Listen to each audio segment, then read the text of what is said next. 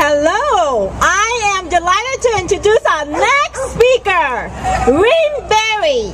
Rynn Berry is the historical advisor to the North American Vegetarian Society and the author of 6 major books on vegetarianism, including The New Vegetarians, Famous Vegetarians, Food for the Gods, Vegetarianism and the World's Religions, and Hitler, Neither Vegetarian Nor Animal Lover.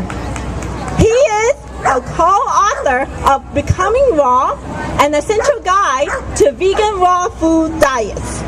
His books has been translated into numerous languages.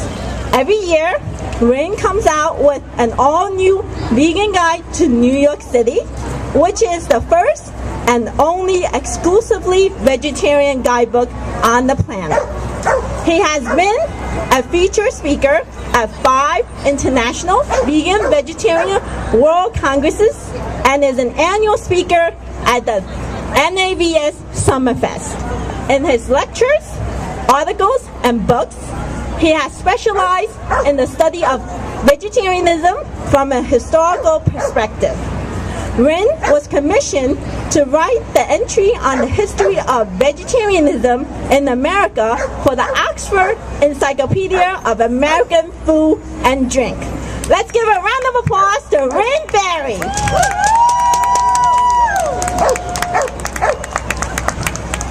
Thanks for that very gracious introduction. Hope I can live up to the billing. And thank you for lending me your ear. The topic for today is the New York firsts in the world of veganism, animal rights, and vegetarianism. One of the firsts, of course, is I'll start off with a little plug for the Vegan Guide. It's the first and only exclusively vegetarian guidebook in the world. It comes out every year. It's now in its 20th year. But let's go back to the beginnings of vegetarianism in this country. And among the white Europeans who settled the country, we'll leave aside the indigenous peoples who had their vegan their vegan tribes, tribal groups. We'll stick with the white European settlers.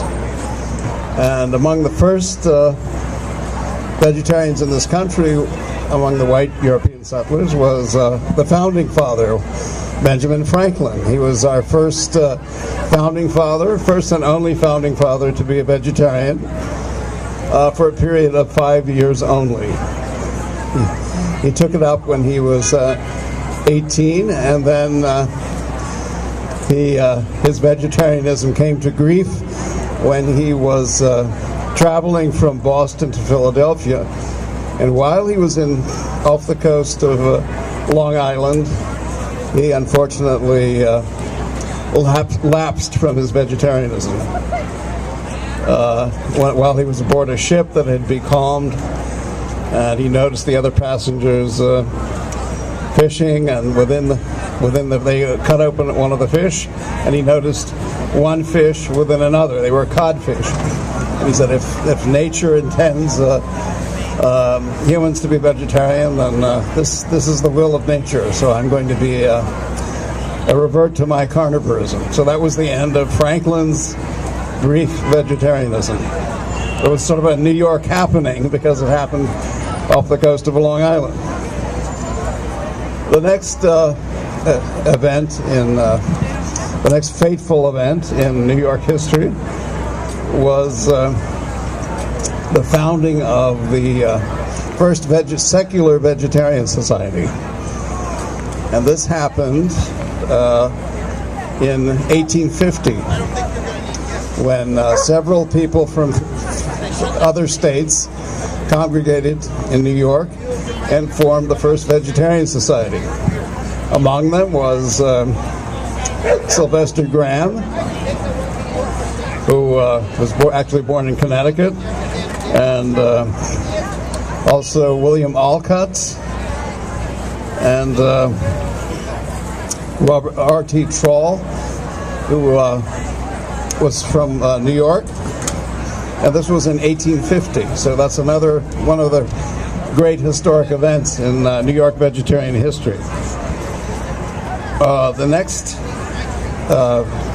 historical first in New York vegetarian history was the water cure, the growth of the water cure movement,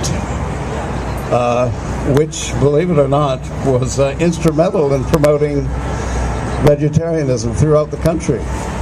People came from all over the U.S. and abroad to be treated with a new form of alternative medicine called hydrotherapy.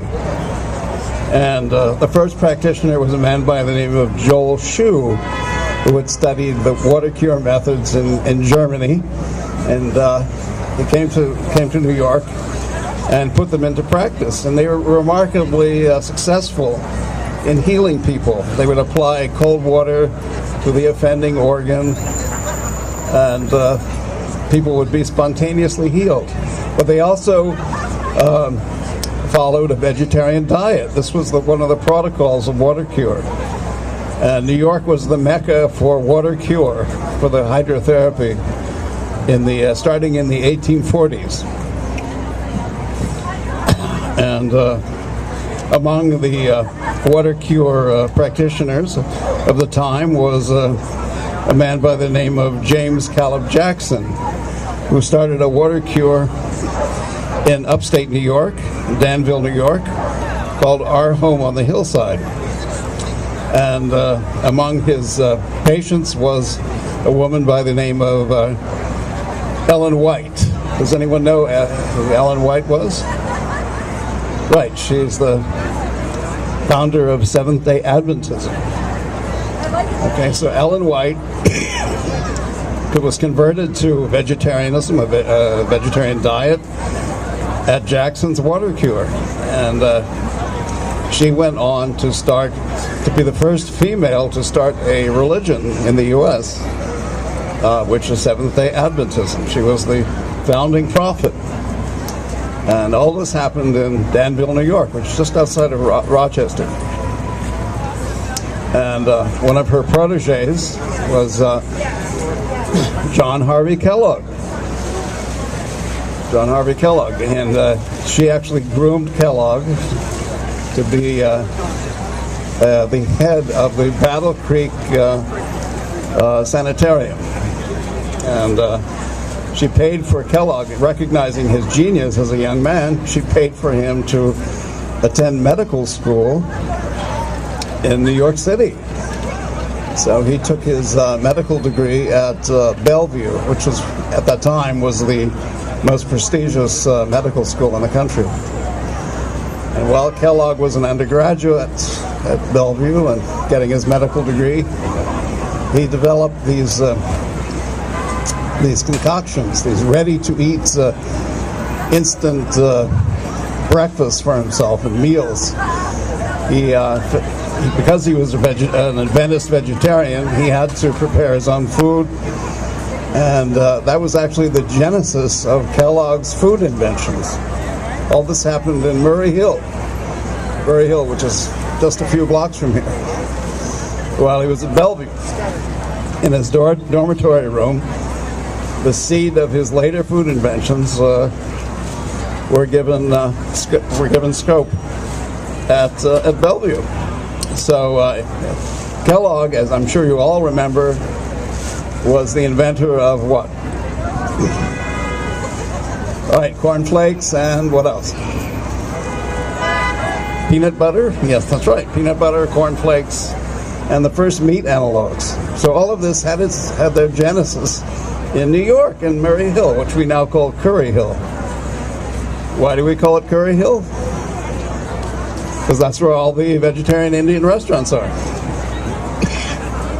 Little India is in Curry Hill. So Kellogg and Ellen White all had their genesis. Seventh-day Adventism had its vegetarian roots in the state of New York and the city of New York.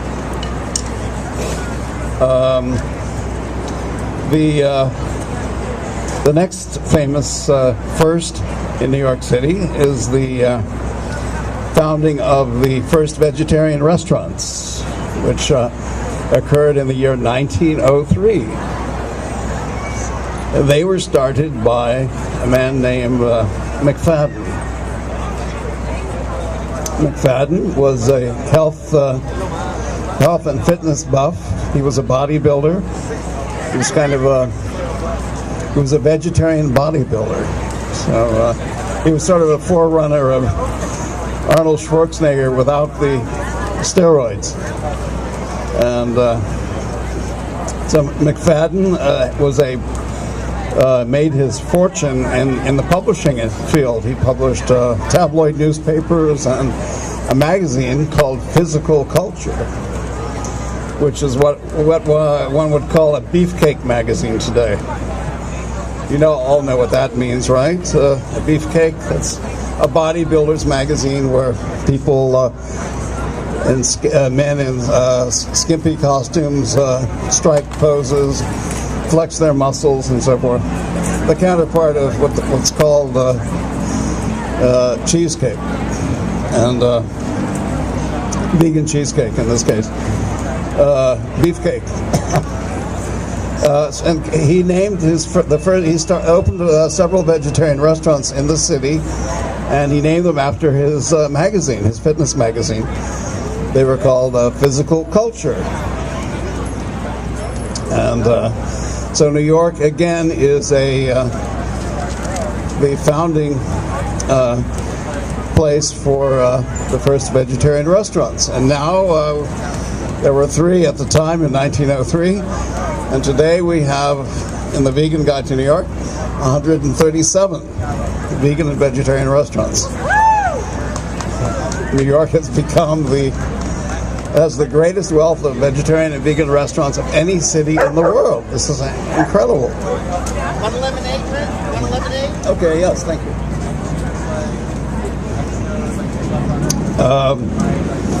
So that was Kellogg's, that was McFadden's contribution.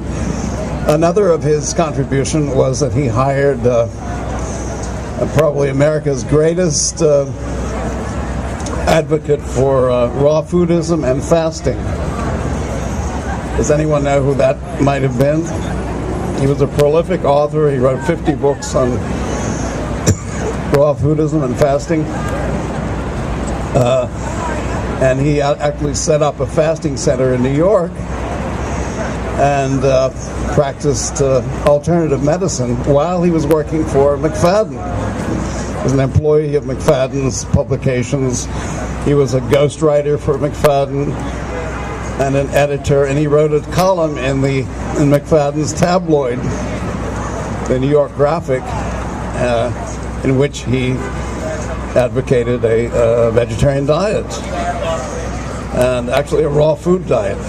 And McFadden himself was a raw fooder. He was America's first magnate or tycoon to be a practicing raw food vegetarian.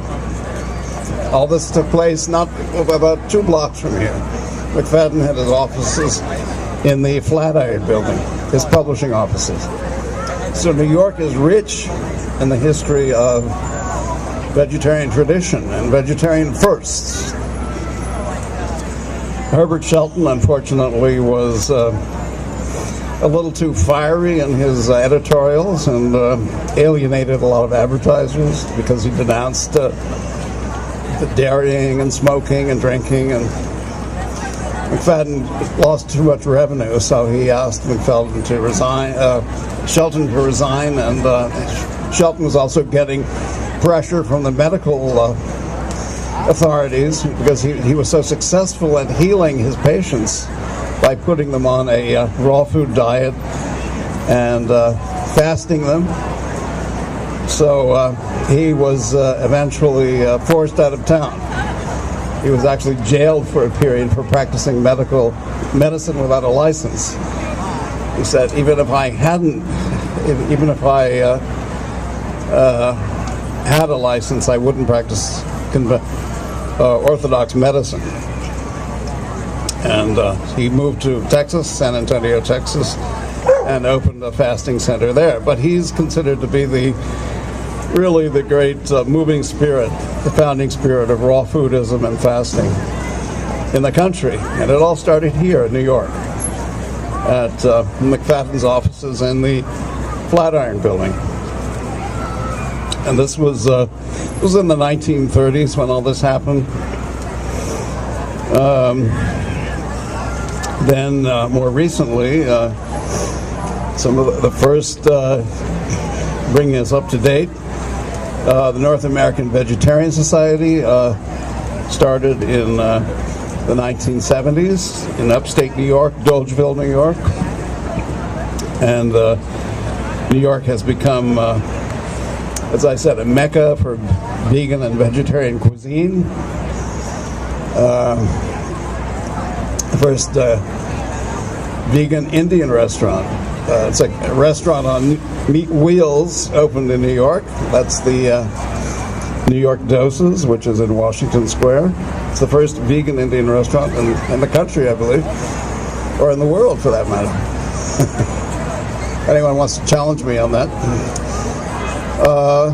And then the first vegan fast food restaurant, which is in Williamsburg. Food Swings. So New York City is the home of many of these trend-setting events, such as these. Being an authority also on the restaurant scene, I can attest to the America's New York's pioneering position as a trendsetter in the vegan food world. We also have probably the greatest, most innovative raw food restaurant just 2 blocks away on Irving Place, Pure Food and Wine. So we're really very lucky to have all this vegetarian history behind us.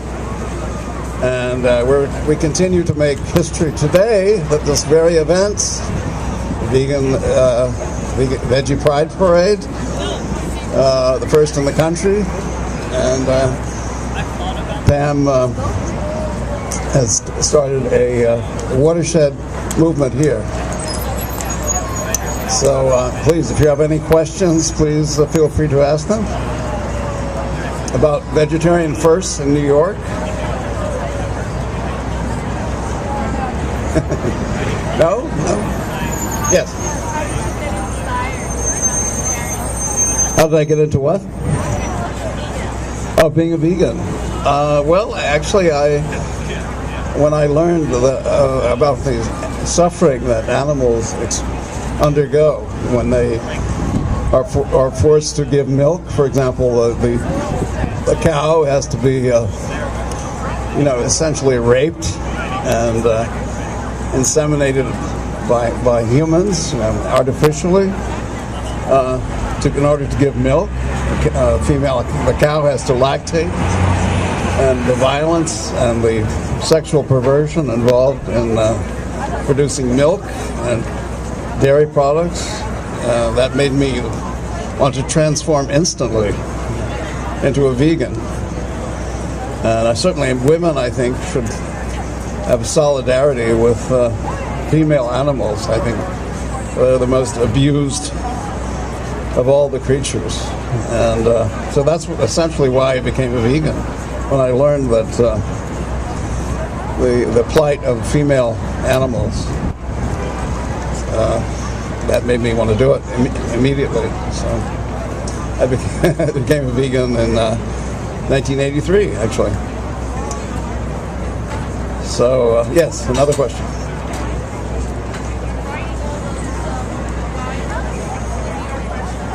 Yes? Yeah, that's true, yeah.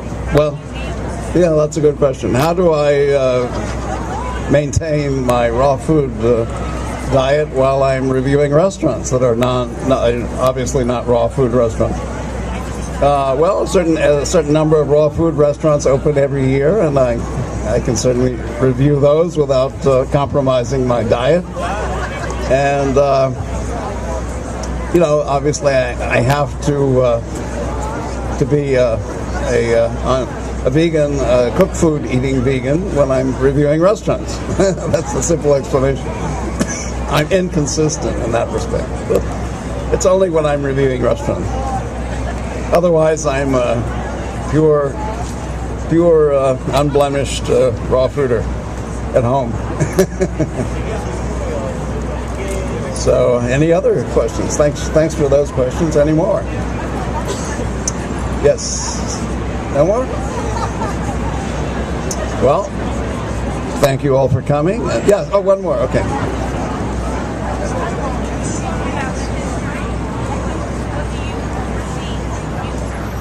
Okay. Yeah. So what?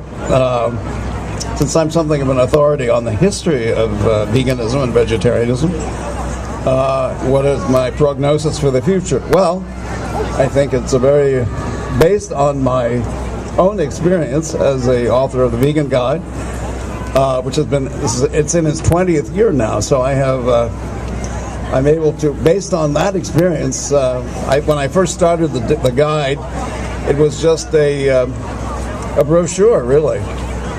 It was saddle stitched, stapled together, and there are only a handful of vegan restaurants. Today, as I said, we have 137 vegan and vegetarian restaurants, and based on that almost geometric progression from 1994 to 2013, I think the future is very, very rosy for the future of veganism and vegetarianism in this country.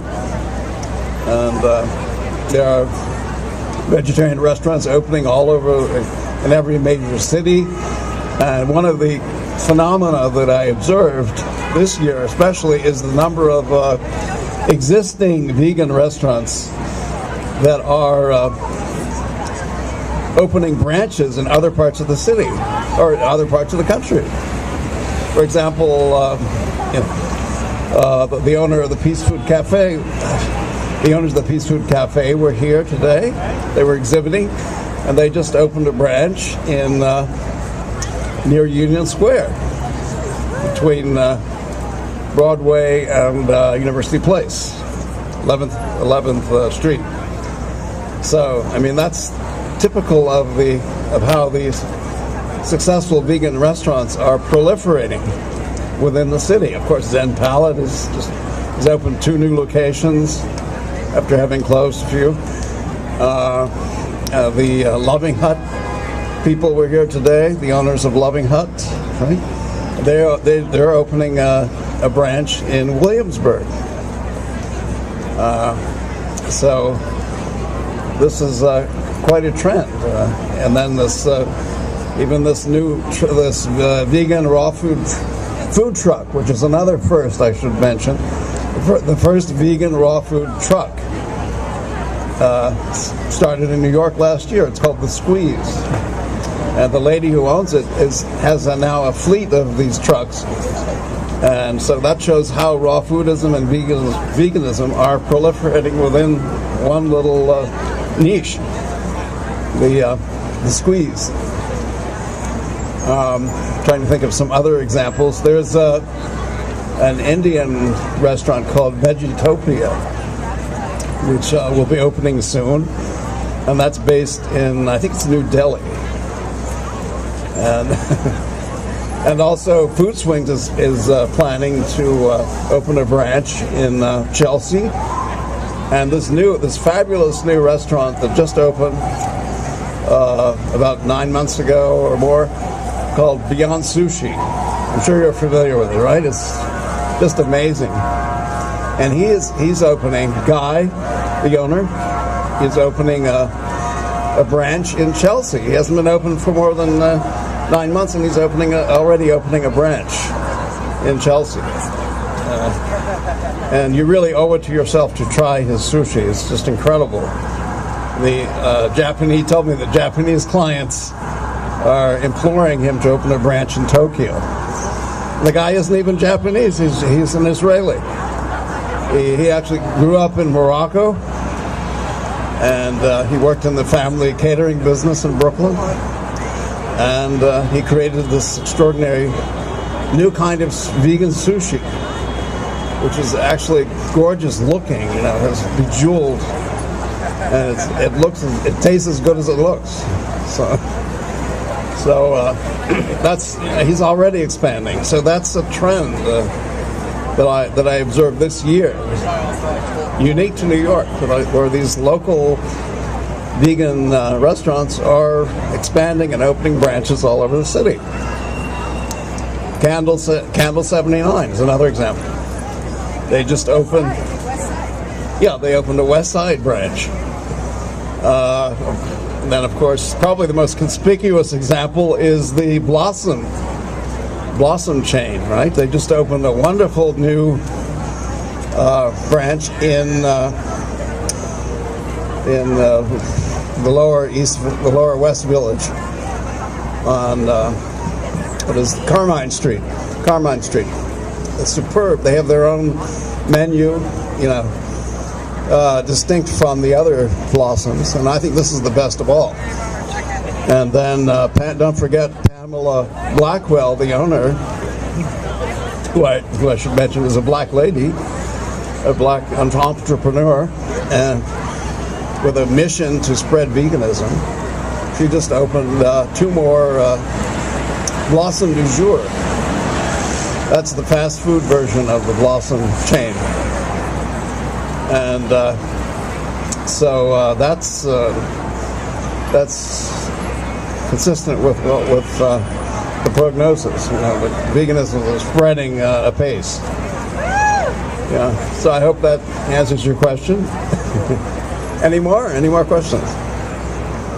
Okay. So I think, as I said, the future of veganism is very bright indeed, and it's certainly on the upswing, based on the Vegan Guide, just using that as